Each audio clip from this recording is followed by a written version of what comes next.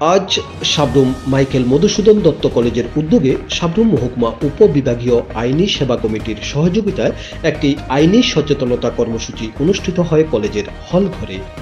অতিথি বরণ, সবুজ গাছে জল সিঞ্চন এবং উদ্বোধনী সঙ্গীতের মধ্য দিয়ে অনুষ্ঠানের শুভ সূচনা হয়।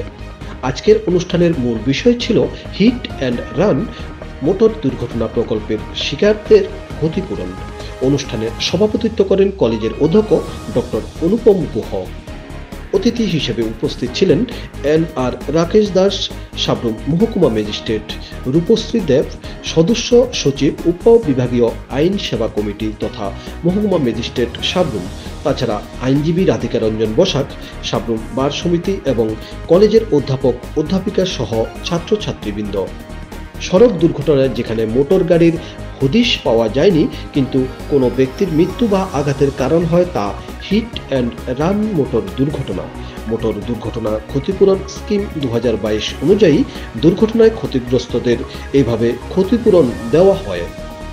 কিভাবে ক্ষতিপূরণ আদায় করতে হবে তার জন্য কি কি ব্যবস্থা আছে বিভিন্ন আইনি পথ নিয়ে বিশদে আলোচনাও হয়। বর্তমানে 1 এপ্রিল 2022 থেকে সংশোধিত আইনে হিট অ্যান্ড রান মোটর দুর্ঘটনায় মৃত্যুর জন্য 2 লক্ষ টাকা এবং গুরুতর আঘাতের জন্য 50,000 টাকা ক্ষতিপূরণের ব্যবস্থা আছে, যার জন্য সঠিক ধারণার প্রয়োজন।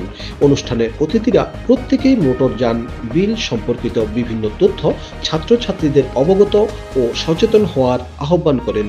সুইটি দেবনাথ, দ্বিতীয় সেমিস্টারের ছাত্রী, অনুষ্ঠানে সংক্ষিপ্ত আলোচনাও করেন। অধ্যক্ষ ডক্টর অনুপম গুহ ছাত্রছাত্রীদের উদ্দেশ্যে বলেন, দুর্ঘটনাজনিত অপরাধের ব্যাপক বৃদ্ধির তুলনায় খুব কম ভুক্তভোগী মোটরযান আইনের অধীনে ক্ষতিপূরণ প্রকল্পের সুবিধা পায়। এর কারণে সচেতনতার অভাব। তিনি সচেতন হওয়ার এবং সকলকে সচেতন করার আবেদন জানিয়েছেন। অনুষ্ঠানে স্বাগত ও ধন্যবাদ সূচক বক্তব্য রাখেন অধ্যাপক ডক্টর কমল আচার্য ও ডক্টর দীপঙ্কর দেব। সম্ভবত জাতীয় সঙ্গীতের মধ্যে দিয়ে অনুষ্ঠানের পরিসমাপ্তি ঘটে। প্রিভিয়াস হবে তাহলে 50,000 পেতে পারে, তাই না? আচ্ছা, একটা খুব ভালো একটা কেস ছিল। আচ্ছা দেখো, এটা হলো ফাইন, যেটা আমরা কম্পেনসেশন পাই। আরেকটা জিনিস আছে, সেটা হলো MACT, motor accident claim tribunal. যদি কোনো অ্যাক্সিডেন্ট হয়, তাহলে যদি কেউ মারা যায়, আহত হয়, ওই ব্যক্তি যদি এমএসিটি ট্রাইব্যুনালের সামনে গিয়ে কেস ফাইল করে, তাহলে সেই ক্ষেত্রে উনি কম্পেনসেশন পেতে পারে।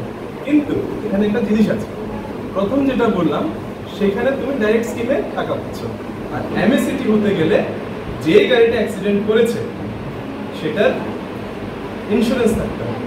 বাইক তো পিছনে আছে না, বাইক তাহলে বুঝতেছো না, মানে ইন্স্যুরেন্স সরকার আছে। ইভেন আমাদের সম্মানিত শিক্ষকদের মাঝে শহরে আসলে ইন্স্যুরেন্স আছে।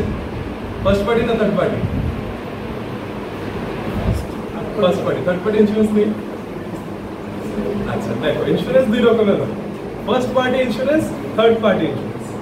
First party insurance for your own safety, নিজের জন্য, আর থার্ড পার্টি ইন্স্যুরেন্স যার সাথে অ্যাক্সিডেন্টটা হলো ওকে দেওয়ার জন্য।